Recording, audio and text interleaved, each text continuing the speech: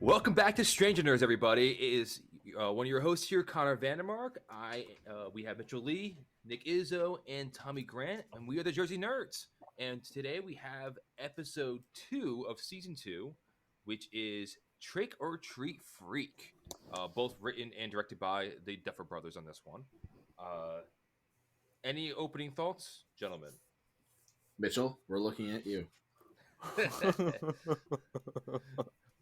Nothing happened. Nothing. We had this. Nothing. Good night, everyone. Mitchell texted us about agree with that. Yeah, Mitchell texted us about probably 2 hours before we started recording. And it was like, "Yeah, this is nothing." I'm like, "Okay, we'll see," but no, we'll get into it. We'll find out. There's some minor thing. It fills in some gaps. That's really what this episode is. Some gaps. I have notes. I have notes in talking points. So we will have One this of the episode will not be nothing.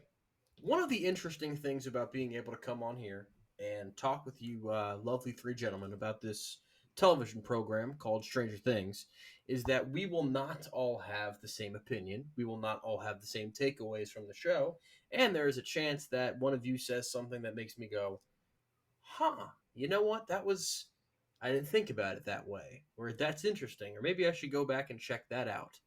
Now, it's a lot tougher of a task for you to do that with this particular episode because this episode was dull as dishwater to me personally. But, again, that's why they make so many different types of TV shows. That's why they make so many different types of movies, because everyone has different tastes.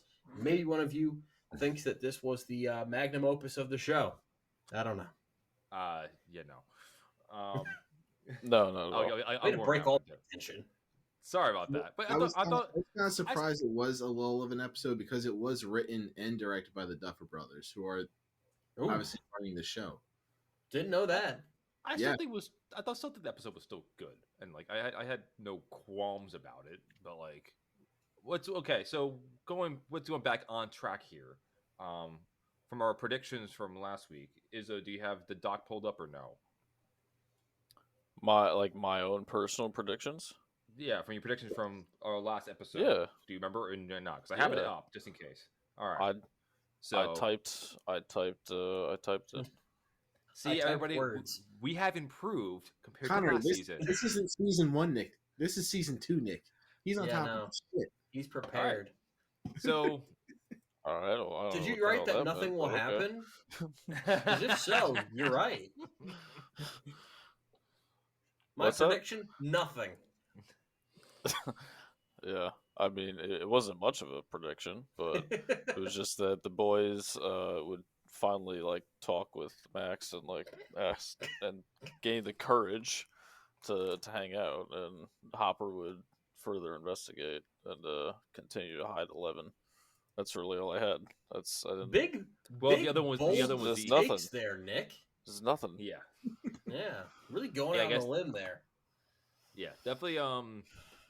We kind of get a splinter of the because I had about we didn't get much about with Bark's family, but we're definitely seeing more of the internal conflict that's happening through with Nancy, and I guess a good way to put it is survivor guilt about it with how she's dealing with things, and I am appreciating how they're taking the turn for her so far this season. So let's get into it. Tommy, take the wheels. Yeah. So we open up with a little bit of a flashback of 11 kind of learning how to reboot her abilities after kind of doing a video game respawn, if you will. And which I thought was really bizarre. Because you see her evaporate, and then all of a sudden she's just magically in the upside down on the other side of the wall. Doesn't show how she got there. So, are we going by video game rules? Is that the checkpoint where she just respawns at if she evaporates again? Is she connected to the upside down in some way where she can respawn there? That was kind of odd to me. Special effects, baby. They just wanted to show off that they had a bigger budget. Right? Well, it was the same. It was the same room that she did destroy the Demogorgon in. So like, I took it more of like kind of her being like the flea on the tightrope kind of situation where like, oh, she has the ability to, or she kind of pushed her ability so far that she actually flipped over. Okay. And the other thing too is one thing that I kind of noticed until now is that we never really had anyone actually make contact with the Demogorgon in the first episode unless they were on the other side or unless they got brought to the other side.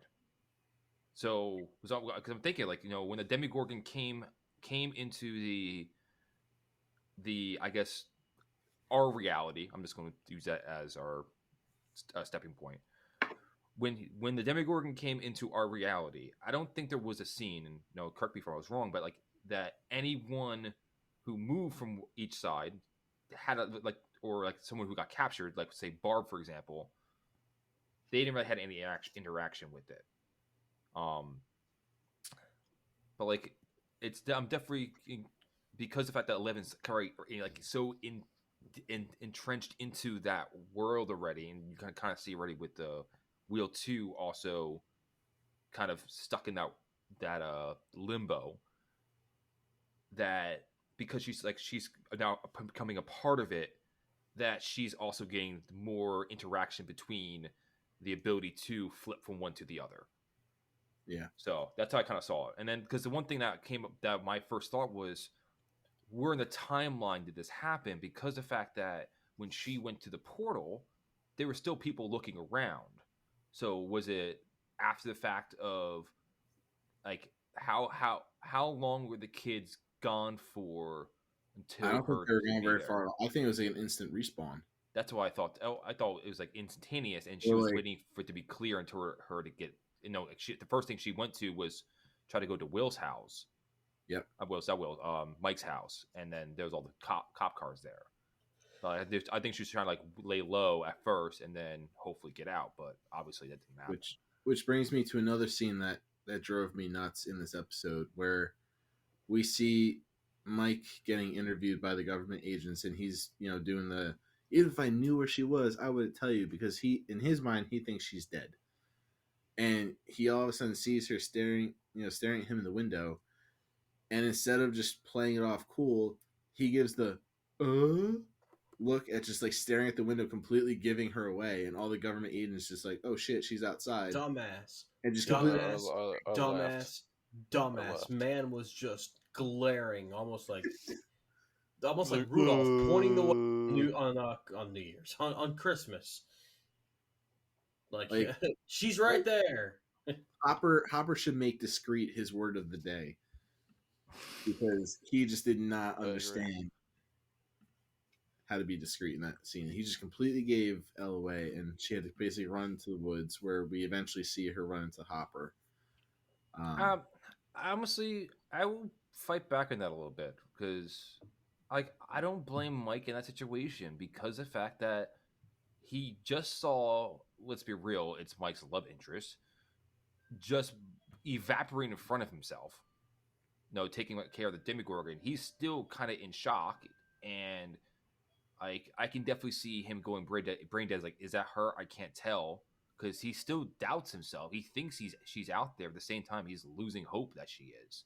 Yeah, but he completely goes against what he just said. He's like, even if I knew where she was, I wouldn't tell you. And then he sees her and proceeds. Technically, that was the truth. Technically, he doesn't say anything, but he just gave her away. Yeah. Yep. So then after that, we shift over to Eleven and Hopper's little relationship, the father-daughter relationship they're starting to grow, and she just kind of sneaks up on Hopper and scares the shit out of him wearing the costume, which, going back to our episode from last week, Mitchell, that was a clear shot of an ET reference with the little sheet over the head costume. Yeah, I mean, I don't know if it's quite as blatant as some of the other stuff, but to me, I was thinking a little bit more of just like random generic costume. But I mean, I guess it's a good reference because I wasn't thinking about it. Yep. That was definitely an ET reference because I think that's what they end up putting on ET when they go out trick or treating too, wasn't it? Didn't ET? So I think Yeah, that's yeah, I think that's what it was. So no, Tommy's got a much keener eye than me when it comes to this kind of thing. It's the useless knowledge that's up in my brain. Good for something. Yeah. And this is why we do a podcast. But so then we see Hopper and Eleven kind of talking about going out, and Hopper basically teaches her about compromise and how he doesn't want her going out trick or treating because he's afraid. He's like, we don't take risks. Taking risks for people, is stupid. We're not stupid. And you definitely see Elle's kind of getting frustrated because she's just stuck in this cabin by herself most of the time because Hopper has a job to go to, and she's just stuck at home watching TV, which is where she's definitely learning all these kind of things. Because how would she have learned about trick or treating? It had to have been from the TV because she's not interacting with any kids to know about trick or treating. So it was kind of just a little, she's kind of trapped there and definitely not happy. I actually want to bring up a sports thing because something that just kind of popped in my head, which it kind of reminded me of. So I know what happens with hockey with the professional players coming over, and when they're especially like Russians or Czech players learning English, that they would learn English through the TV sometimes. Like I know, for example, when the Devils players Patrick Elias, his first expressions that he some of his teammates are like, "What are you even talking about?" I was like, "Oh, I watched this on this TV show," and they would actually pick up mannerisms that they think are, in their case, they think are American, that are everyday kind of phrases, but actually just kind of like catchphrases used in these shows. And you can kind of start seeing Elle start having that now, where she's, I definitely. I'm waiting to hear a lot more of her making catchphrases that are from television shows that could even be from 20 or 30 years old that she's just been watching on TV. Yeah, that's a good point. We'll have to keep an ear out for that too. But then we shift over to the Buyer house, and Nancy goes to wake up Will, and oh no, Will's not in his room, and she just instantly goes to a panic attack of holy shit, where the hell is Will? She runs to ask Jonathan. And it's almost like a repeat of season 1, episode 1, where it's just like, did you wake Will up? No, I didn't. And she starts just storming around the house and barges right into the bathroom. And Will's just like, just trying to take a piss here. And by the way he was standing, I don't think he was peeing. I think he was probably throwing up another one of those little slug things. But that's just my personal thing. No, I thought the same thing. That was my first instinct. But, yep. So, and then she finds a bunch of his drawings, which are kind of showing that big, I don't even know how to describe it, type monster, but like that spider-looking demon monster. Looks like Connor, giant do you have a D monster that might relate to this creature? No, but the first thing I thought was Daddy Longlegs. Like those little spider things. Yeah, so let's call it Demon Daddy Longlegs for now.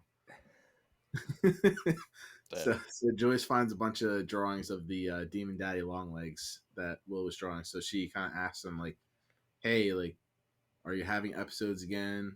What's going on? And Will just kind of plays it off, and, it's just his imagination kind of deal.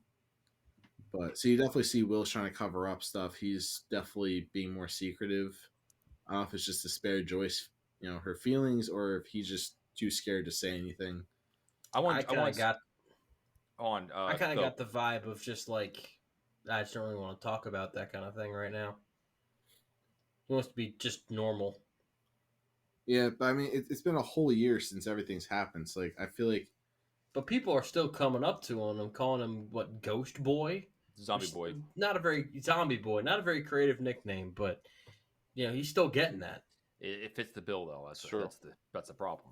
And I want to go right into the other scene where Hopper and Joyce are speaking. Yeah.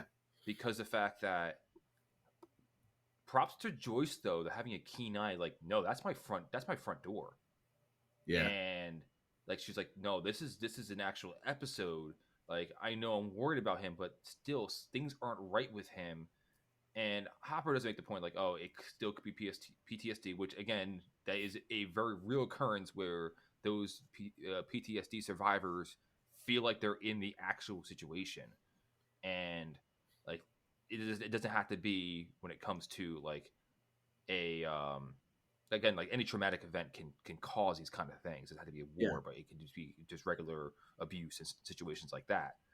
And like this to recognize like, oh, that's my front door, and this is something that we haven't seen before, and this is something that maybe something he saw in the Upside Down or something he's manifesting, and Hopper's trying to shut that down, like trying to calm her down. And you get this, you get this know either.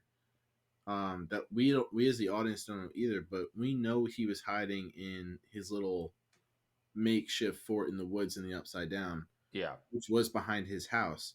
We don't know what he saw in the Upside Down during that whole week he was there. Yeah. Because the events of season 1 took place over a full week. So he was there. He probably saw this demon too. So he might be having PTSD flashbacks from those events that we never just saw. And that's probably why he's freaking out more, because he's seen this thing before, but now he constantly is having more flashbacks of it a year later. But we as the audience and Joyce and Hopper don't know about this creature. And then you start getting into, I guess, the second love triangle of the relationship with Joyce and Hopper, and then you can definitely tell, like, oh, they definitely had something back in high school. Like talking about them sharing cigarettes underneath the stairway. I think it was a stairway they talked about. Which we know Nick is very against. Nick was very anti-Hopper Joyce a few episodes ago. So Nick, what would you think? You think Hopper and Joyce were ever a thing? Could they be a thing again? I mean, I think they definitely can, but do I want it to happen? I mean, probably not. Just not. Not interested. Just not interested in saying it. That's all. I gotta say though, you suck. Like,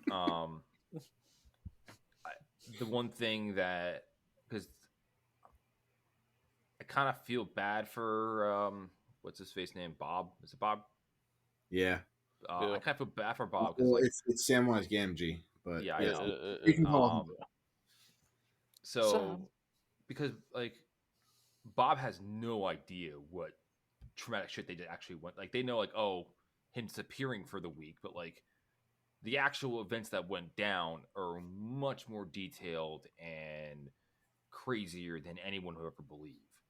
And that's kind of a bonding moment that, or I want to say bonding is a part of it, but like that shared experience that both Hopper and Joyce had through that event is something that kind of keeps that connection together between them. Yeah. Now, do you think Bob will ever find out about what actually happened to Will, or do you think he's gonna be left in the dark for most of this episode or season? Something's gonna break. Usually, it's something where it's building up to be a. Well, I'm trying to think of the right word. It's like a weak point in the structure of the relationship that can definitely be exploited, and it's something where I can definitely see the directors and the writers like, yeah, we can definitely use this as a good inflection point of creating a conflict within the Byer household again. Or could Bob just be a secret undercover agent to make sure that Joyce stays quiet? That could be too. I didn't think about that until now, but that's also a very good point, because who knows? But we will see in good time. And then one other quick scene that I want to cover real quick before we go into the party's little story, because we see the government workers going into the Upside Down with a camera system. And it looked like they were repairing some sort of radio or electronic system. I'm not quite sure what it was. But we definitely see them kind of operating in the Upside Down, which I thought was interesting. And they don't really give much detail other than the fact that they went in to repair something and it restored some sort of connection to power. What do you guys think was going on? Like any good scientist collecting data. Yeah, definitely seemed like he was repairing some like antenna type, thing that also provided like visibility of the surrounding area. But I was also surprised that like he was able to do it without a hitch. Like Yeah. I feel like if you know if there are other multiple demigorgons or monsters out there, I feel like they would easily know, like, hey, this one spot just happens to have this random thing in a yellow suit. Like, let me attack it. So that's kind of what I was thinking through that. Maybe Like, the Upside Down has Wi-Fi. Yeah, right. I so guess. one thing that's something that did caught in my mind too is we haven't heard anything about any more Demigorgon attacks. So why is that? Because we never had any indication that like because we knew that there were multiple Demigorgons, but we never had confirmation that multiple died. No, because we saw all those eggs at one point, so we know that there was more being created. Yeah, we do not. We know that if they're a type of animal that needs incubation or something like that, we don't know. So why haven't we seen any more instances of this over the past year? Because as we know of, there hasn't been. Has the government been keeping close tabs on this, or that's something I'm really intrigued about. And the Yeah, other I thing think too is that like, Dr. Owens is kind of running his own operation down there that we haven't found out yet. and the other thing too is like obviously we're finding our new monster of the week or monster of the season, where like what else is out there? Because and is it could be a situation where because of the doings of the laboratory has this town become a beacon to the Upside Down of like, oh, there could be resources here that have been untapped by the creatures of this new area. Yeah. So, all right. So let's move on to the now. So we get the infamous Ghostbusters team up, and we have our first dilemma. There were two Venkmans, and there's definitely a little argument between Mike and Lucas, which I thought was hysterical because Lucas pulls that great line of, "Why can't I be Venkman? Is it because I'm black?" I was just waiting for Mike to give a response, but they never give it. Yep. But for real though, like Yep. everybody was thinking it.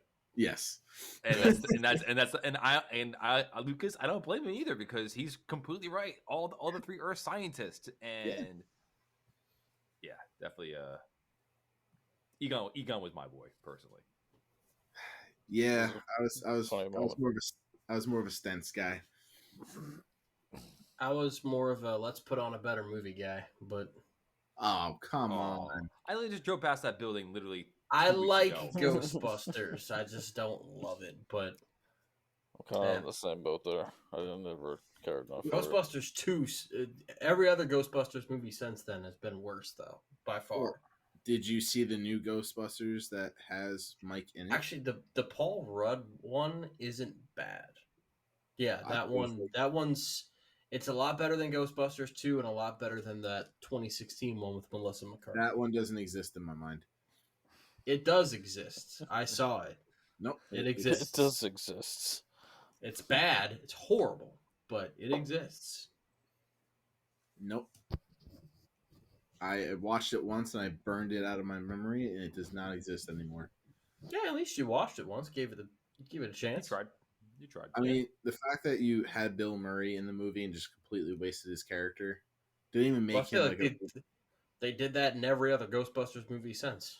I mean, I've never wanted to punch someone in the face more than Rick Moranis in Ghostbusters 2, but yeah, but Bill Murray at least was in as a Ghostbuster in the remake movie that they came out, or the sequel.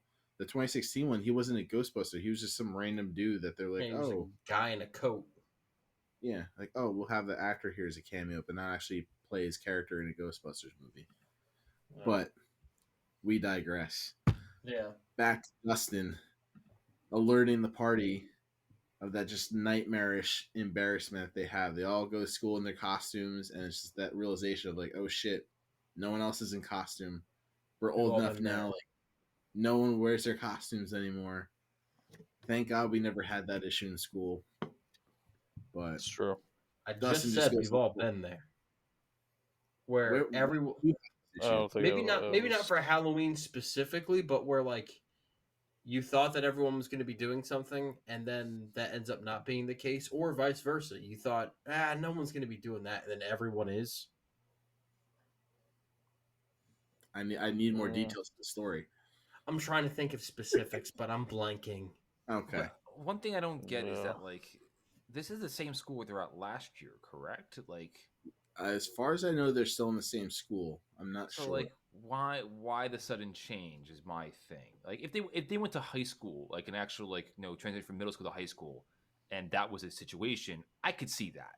Yeah. But like because the fact that it was like it's still status quo from year to year of like same group of age demographic, then that was kind of weird to me. I'm like was there actually some memo out like don't wear costumes or something? Like I don't know.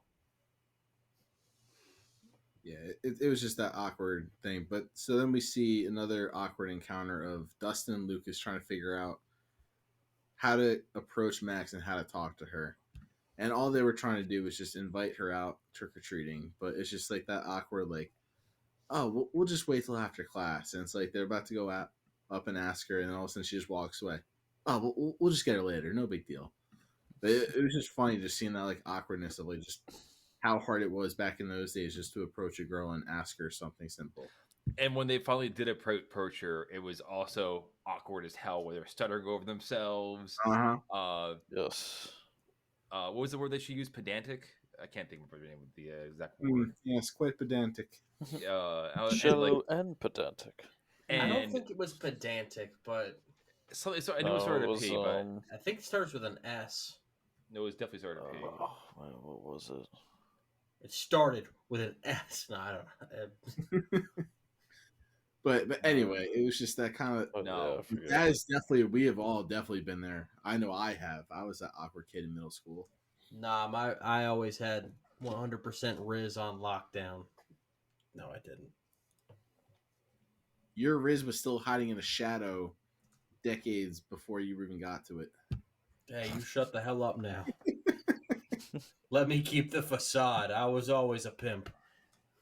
Look, I last saw you in middle school where you just had no Riz. Negative amounts of Neither game. of us had any. Negative amounts. No, I was just about to say, man, don't go throwing me under the bus when you should be right there next to me. I just said I was the awkward kid in middle school. We all were. But yeah, so after that we shift over a little bit to Nancy dealing with more PTSD episodes. And she's definitely kind of just, like Connor mentioned earlier, kind of survivor's guilt. I don't even know if it's survivor's guilt. I think it's more of she just feels guilty that she abandoned Barb. Yeah. Yeah. Because definitely. had she not gone upstairs to just, sleep with Steve and abandon her friend might still be alive. But on the same token, had Nancy left with Barb, would they have been attacked on the way home? Because Barb had already cut her hand. She was bleeding. So I'm almost curious if maybe if she went with Barb, if they both would have been attacked on the way home. It's a possibility because of to her car. But yeah. Because they parked several blocks away, so they still had to walk to the car if they were to leave. So maybe sleeping with Steve is what saved Nancy's life that night. Presumptuous. Interesting theory. So yeah, but yeah, we get Nancy just kind of struggling with it, and she proposes to Steve that they tell Barb's parents about what actually happened, and Steve finally having a little bit of a brain, reminds her like, hey, like the government could do a lot worse if we actually fessed up and told them what happened. Like everybody knows they kind of got off lucky, and they have to be reminded of that. Like they could have been thrown in jail. They could have been killed and just covered up just like everyone else was. So it's a fine line of like, don't say anything because we could be really fucked if we do. Like the Steve. reason. Hold on, I Go sorry I didn't mean ahead. to cut you off there. No, all you, Connor. And so as the first time watcher of the show, I can definitely now start seeing where Mitchell is liking Steve a little more. Again, we're this is Thank my you. first time through, but I think it's because of the fact that Nancy's rubbing off on Steve, like her personality. And that's why like Barb was in trouble in the first place. and yeah, because dumbass Steve caused issues. Come on, dumbass Steve. That's not his first name. Come on.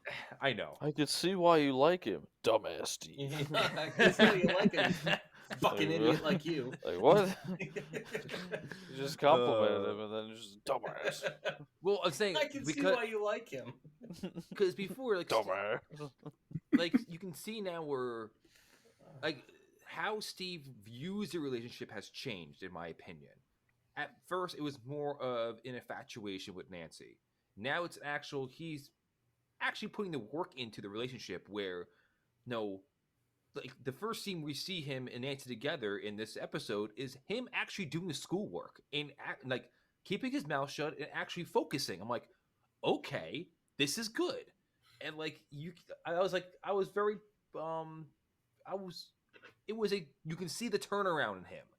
And no, him being the one who's not being as affected by Barb, and Nancy does kind of feel that because she was the closest to Barb, and like they had their own little clique together. Like he's at least here now being the rational one, like, hey, you need to calm down. Like his choice of words, what was it? Am I thinking the wrong scene? I have it written down here.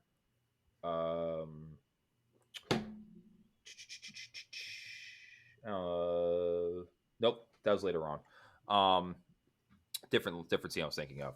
But anyway, like when it comes to how he's talking to her, when it comes to like, oh, what's to be stupid teenagers, like, that might have been not the right path as we see later on. But this is an era where therapy is definitely looked down upon. Obviously, Will is still seen as crazy compared even with his therapy going on with his what they think is PTSD, or some do. And Nancy's just stuck in limbo because she still feels that guilt, and she's still mourning her friend while she has no one else really to mourn with. And I'm surprised that after what she and Mike have been through, Mike with 11 and her with Barb, that they have not actually kind of bonded more closer together because of the fact that they went through similar experiences. One finding out they lost their best friend for good, and the other possibly lost their own love interest. Like, I know they're different ages, but at the same time, their siblings going through the same similar problem in the same household, living through experiences no one else have ever had. I'm surprised that there's no more connection to that between both of them. Yeah, it's kind of tough. They definitely repress their feelings a little bit, and I think we'll just continue with their story a little bit for this part, because we see them go to a party later on. And to kind of carry off with you guys were saying with Nancy, I think Nancy is good for both Jonathan and Steve in terms where she kind of more brings Steve back down to earth and kind of makes him think about what's actually important in life.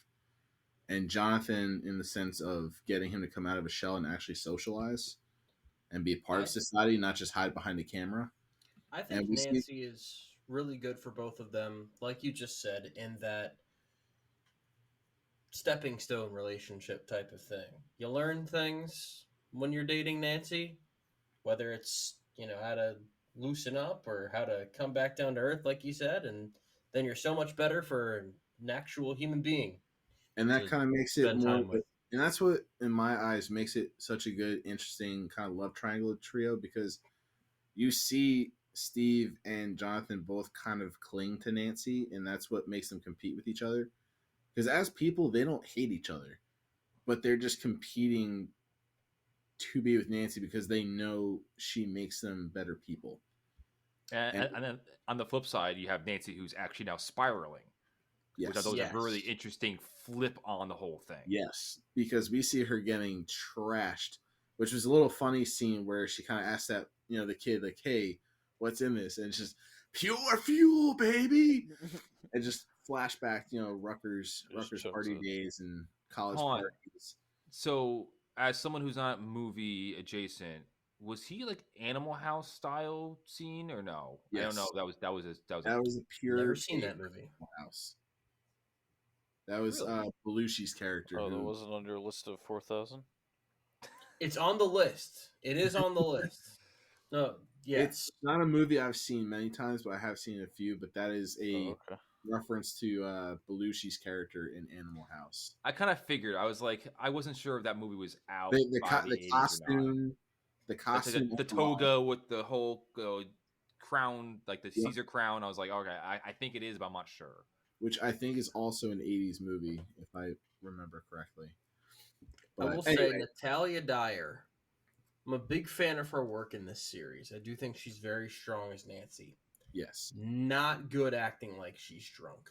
No, that's the same thing. I thought she played that more like she had just sustained a head injury or was undergoing, like she had anesthesia administered to her and she's in that kind of loopy phase. Yeah, well, she's a very, very petite girl, so I think she only had one cup 10-mile-per-hour winds would knock her over. Exactly, but I think she only had one cup of, the pure fuel drink that she was having, and she went back for seconds, but it definitely hit her pretty hard, you can tell. Oh, yeah. You have Steve shockingly be responsible. The guy who got her to drink in the first place last season is shockingly? Shut the fuck up. He was the one who peer pressured her into drinking last season. And now all of a sudden he's like, hey, you can peer pressure someone and still be like, hey, I'm going to peer pressure you, but I've got your back. Yeah, but clearly you were being peer pressured by the wrong people. With how Steve was last season, you would expect him to be the party boy and kind of be getting trashed at this party. But he was just kind of playing it cool and hanging out, just having a good time, which, was good. But then Nancy kind of just took a little plunge off and just didn't want to hear anything from Steve because she was just upset and angry. And Steve just, being a stupid guy like we all are, just had no idea why and didn't know how to handle it. And that's the thing. But Steve was stupid in one aspect. You don't leave that girl by herself. No. Yeah. No, make sure she gets home safely. Yes. Steve. It was a poor move. You're at a college party. Your girlfriend's definitely upset and drunk. That's not the time to say that, regardless of what she says, that's not the time to pull the, I'm just going to leave you. You make sure she's safe, and then you get things figured out later. But had he done that, we wouldn't have gotten the look on Jonathan's face when he sees Steve leave. You can see the expression on his face kind of change and go, oh, shit, this is my chance. Yeah, and he swoops in. Like, you saw his face. I was like, God damn it, Jonathan. But I actively said when I saw that, I said, piece of shit. That's no. That's, so come on, the last scene with this little group, the last scene with Jonathan and Nancy bothers me. We see him bring her home and tuck her into bed. My biggest question, where the fuck were Nancy's parents? How did he just Yes, thank you. Like, it could not have been that late at night because this takes place the same night as what we'll get to in a bit as trick-or-treating with the party. So it had to have been at least 8, 9, maybe 10 o'clock at the latest. Her parents had to have been up. No, it was 9. They could. I'm sorry. Like if they were at the club. If I came home carrying a drunk girl, someone would have heard me come into the house. My parents would be like, "What's going on?" Like that would not have been a quiet entry. Where the fuck were they? And like, did he have keys to get in? Was the door unlocked? I'm assuming Nancy had a key. They gave Jonathan a house key before season 2 got started. Yeah, right. And like, it's not like he can go. They went to Home Depot and made copies. No, Jonathan stole a key. And made copies. That scene went a completely different way that I expected it to, because because it was before 9 o'clock because of the fact that Jonathan gave Will the 9 o'clock deadline. We kind of skipped over, but like the whole thing of Jonathan wanted to give Will his time to go trick or treating with the guys, and give him a little bit of freedom. And I guess let's talk about the scene now. He had another episode, and he freaked the hell out. And when Mike and Will went back to the house, it was still. I'm pretty sure there was a time. It was him videotaping. There's a time signature on the videotape. It was like it still said it was like 8:05 or something when they're trick or treating the rich kid area, the rich homes, and the so they're back before 9 o'clock, and my gut was they're going to go to the basement and they're going to bump into Mike and Will, and they're going to have like a little powwow discussion. Nope, right to the bedroom. Like, how'd you do that? Yeah, that was impressive. And honestly, had Jonathan been a bad person, that scene could have ended a lot darker than what. Oh yeah, I was like, please don't do it. Please don't do it. Yeah. And like even just the creepy ass, like he could have laid in bed with her, did something really creepy, but like nah, he just tucked her in and was like, all right, see you later. His face is creepy enough. I'm sorry. Well, that's the thing. Like that he dude's has got that a appearance disgusting like, face. Yeah, it could have pulled off a really dark scene, but thankfully we didn't get that.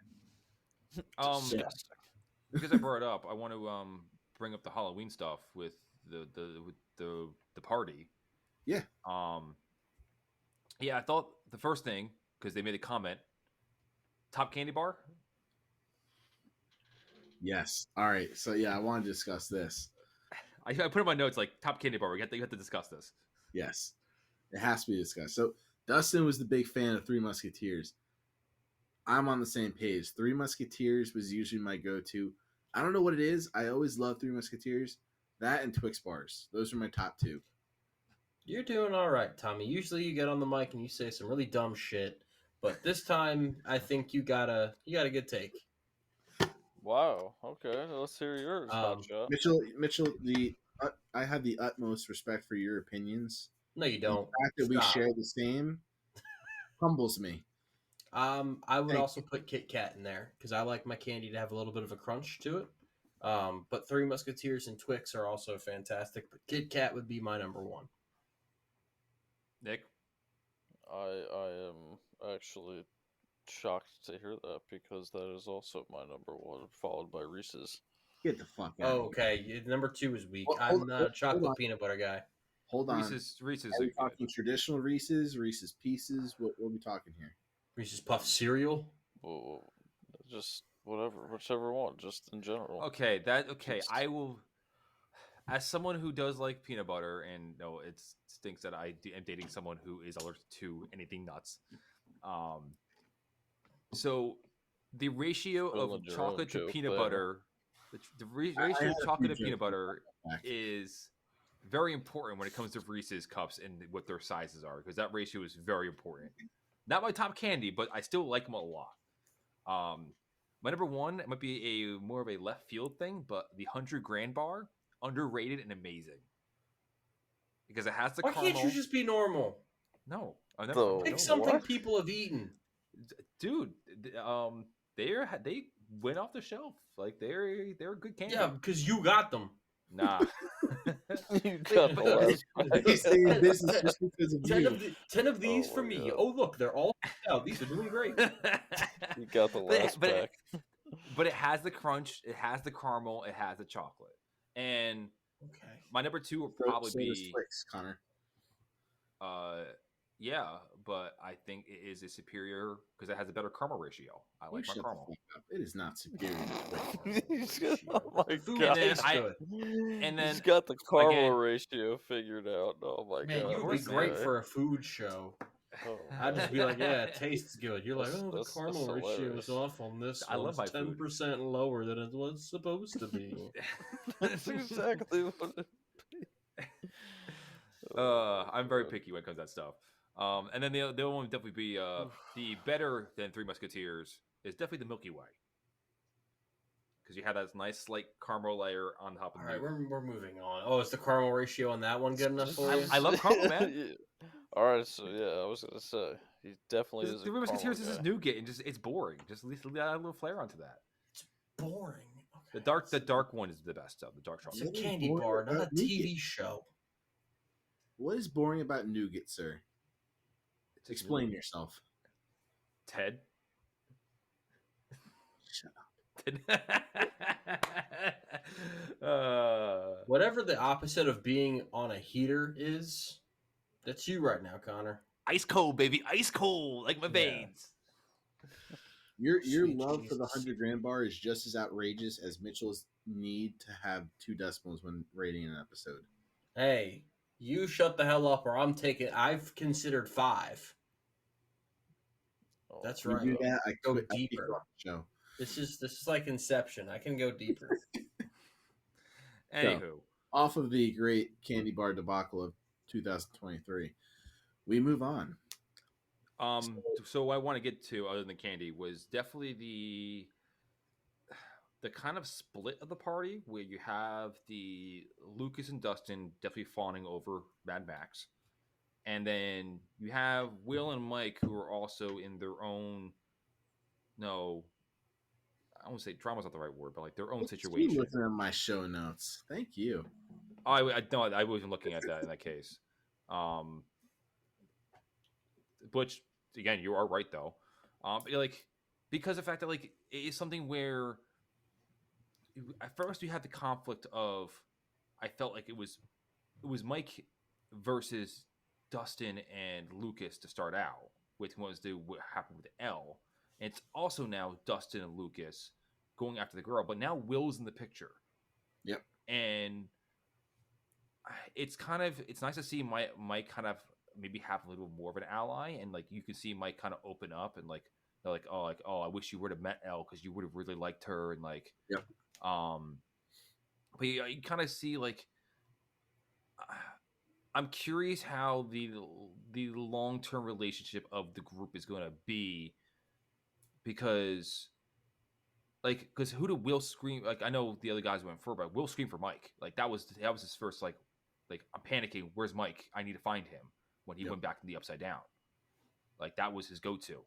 No, it could have been because he was the closest proximity of like, oh, let's go to the house, because Dustin and Lucas were ahead, but still his first reaction was, who am I closest with? I need to find Mike. Where's Mike? He didn't call for anyone else out of the whole group, for at least in that scene. Yeah, I think it's also because Mike definitely seems to be that person that's more reliable, like especially with how he treated 11. He's definitely that friend that ride or die, whatever's going on, he's gonna come help. I mean, shit, he basically jumped to his death to save Dustin. So Mike's just that kind of friend. Like everyone kind of looks to him in That is times true. of trouble. That's what kind of makes me think of. But we have this scene where Will kind of goes right into one of his episodes, and it keeps coming towards him, and he just completely panics. And yeah, Will kind of snaps him out of it. But you see, Mike just instantly goes to comfort Will and kind of snaps at the rest of them. Kind of, I guess he's still just pissed off that Max is part of the group, but he's definitely taking more, sort of like how Nancy did with Steve. He's still taking all that pain of the fact that 11's not there and taking it out on his friends because he's just miserable. He wants 11 to be there. He sees his friend in trouble, and yet Dustin and Lucas are more concerned about this new girl than they are with Will.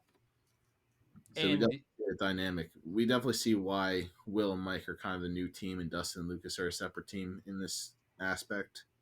And you see that parallel too with Nancy compared to Mike, where he feels like no one cares about Elle anymore. Elle was I know it was only for a week, but like it was something that was definitely changing for Mike. And that was who meets a freaking person with superpowers?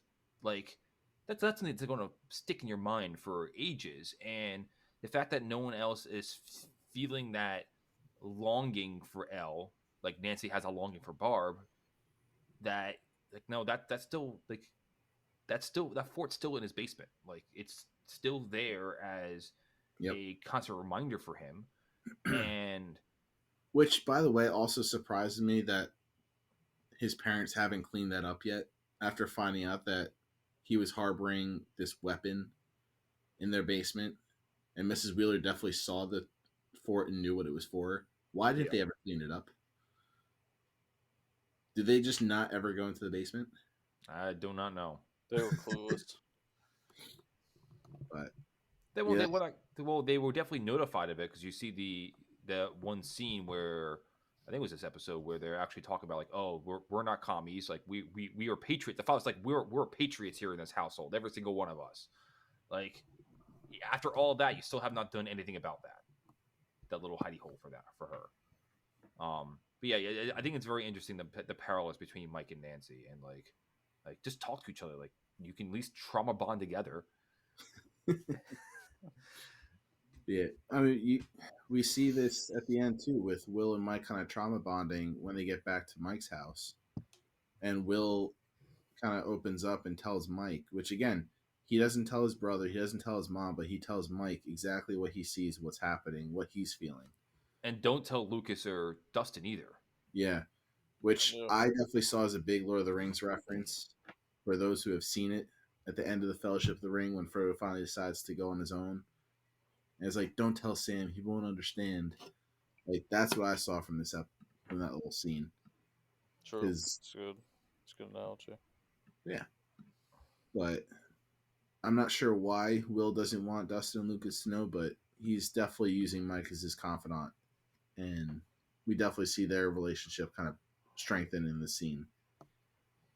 And he also explains how he's feeling too, where he's in the limbo in between the worlds. What was the thing that they mentioned? I forget the analogy exactly. Where it's like not the tape deck, the Flea and the Acrobat. Is that what you're referring to? No. Like, he sends, like, it's like a thing you can switch slides on. We can see different photos. Oh, projector. That's right. Projector slides. There's a certain thing that they talk about that's from the 80s, where you can rotate this thing that you can have like a viewfinder. You can rotate different images in it, and Will says, like, I'm in the middle of both these worlds, and I get bounced back and forth in them, and I don't know what to do about this. Like, I'm literally transported to this other world, and I was like, I think it was very interesting, where it was like another analogy of the flea and the tightrope. But like, that's because, remember, Will has never heard of that analogy before, so this is his own way to express how he's dealing with what's going on. So I thought it was very interesting getting that different perspective of how he's feeling or how he feels about what's going on with his body and how he's living with this. Yeah. So before we wrap up, we have one more scene, but I want to quick jump back earlier in the episode to Hopper, because one thing that is important is where he goes to investigate the pumpkin farms in the area and starts seeing all that kind of goo and residue all over the place. That's definitely important for later on in the season, but we definitely see he sees that it's not just at this one or two farms, it's happening all over the place. That there's just some decay and, kind of disease kind of spreading across the town. Just want to make sure that's mentioned because it is worth knowing. Yeah, I'm guessing that's some sort of, Nick's pumped serial killers at large and monster goo. But I don't know. Besides that, I have no idea what that is. That, and we get one other scene with kind of seeing how big of an asshole Billy is. Tries to run the party over while they're on their bikes on the road. Oof. Yep. That scene I didn't want to skip over. It's a pointless scene to the episode, but it just shows how abusive and just how big of an asshole Billy is as a person. It was the most interesting scene in the episode for me personally, because it gave us more insight into the new characters. Yeah. And we haven't really seen a whole lot of Billy so far. The most we've gotten of Billy is just like the girls going, "Look at that ass." And that's it. Yep. So it was good to actually see them have a conversation and it definitely sets the standard for kind of, hey, this is the relationship, and it's rocky. Yep. Well, it's not rocky. You can say it's definitely abusive when it comes to Max. Oh like, yeah. Max is there's fear in her eyes. Like Abusive, she wants to rebel, but she can't. They're manipulative. Bad side of a step sibling relationship. Yep. Do they go over what she did to the they're in the town? I'm guessing at some point. Because he's say it, say it's your fault, blah blah blah. Yeah, I don't remember. Did they go into that? I assume they will. I assume they did, but they do, but it's not relevant to the plot at all. Oh, okay. But it's covered throughout this season. But we'll find out. I'll let you guys watch and see what happens. But in terms of overall plot, it's irrelevant. But they do explore more of the backstory and their parents and what happened.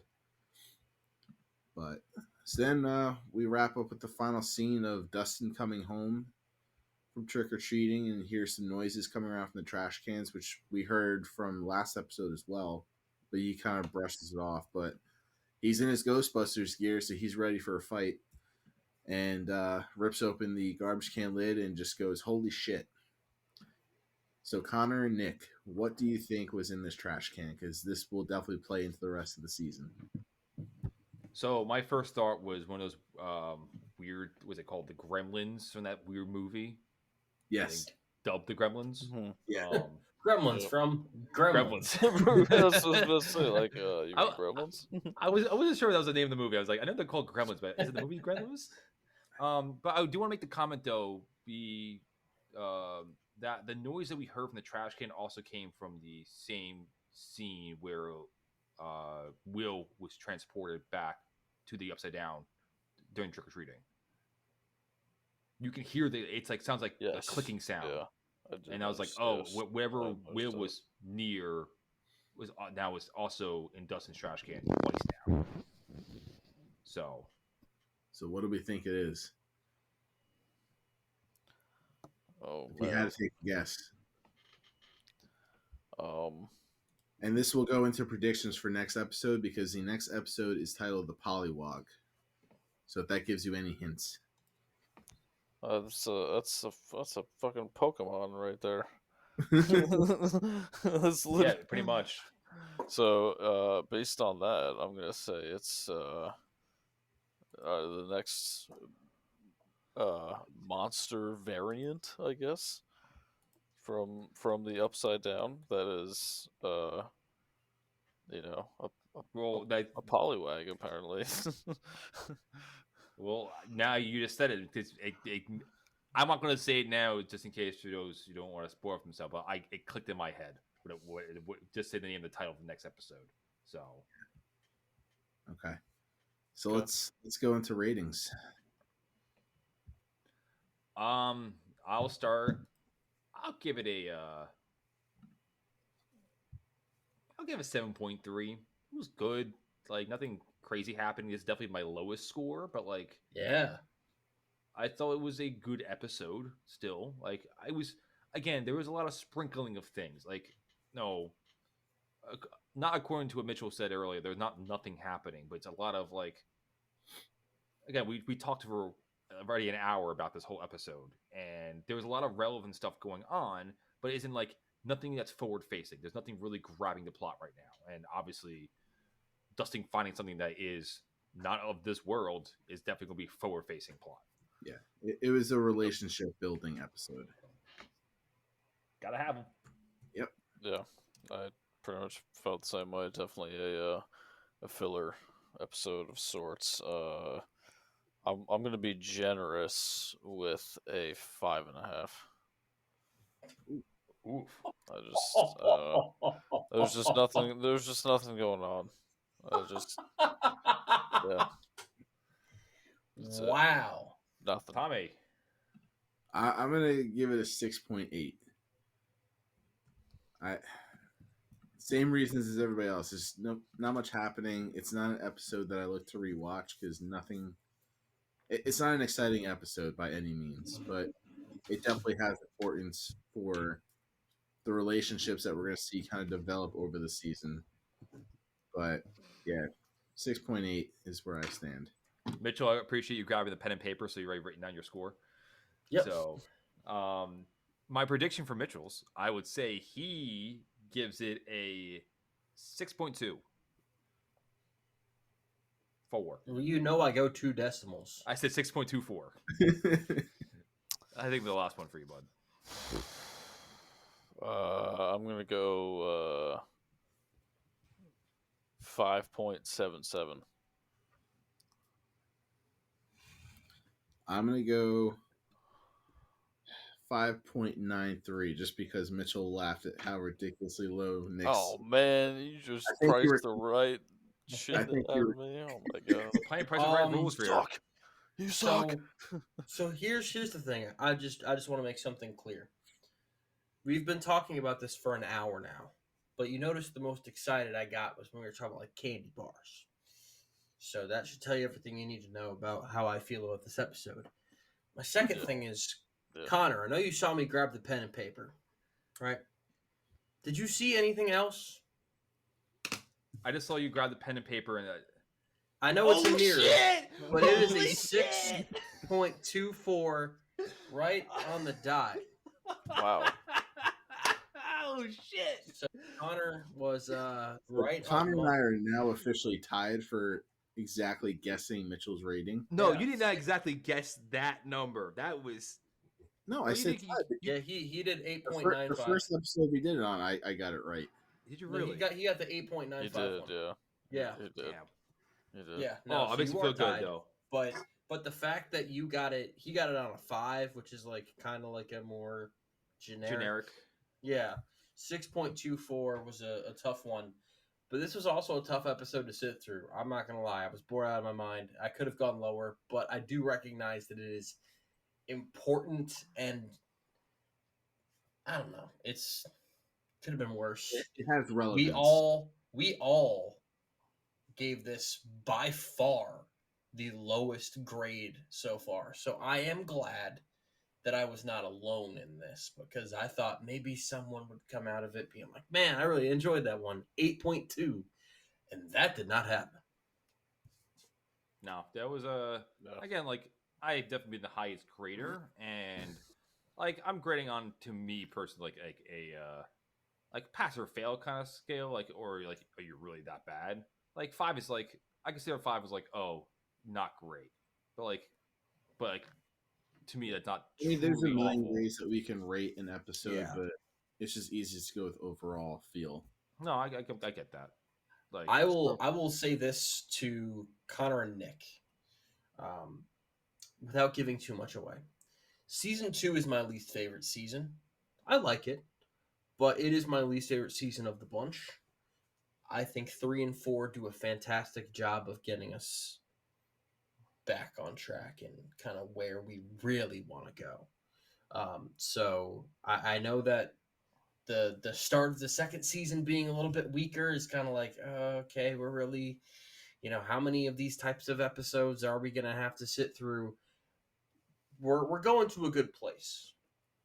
Okay, fair enough. That's fair. We have what 5 more episodes of this season left to go. It's building up. And also, this is not the worst episode of this season because every show has that one episode. Like Breaking Bad has that one about the fly. Game of Thrones has the entire final season. And this one has an episode coming later that everyone was just like, huh? And you'll know when you see it. I know exactly what episode you're talking about. Yep.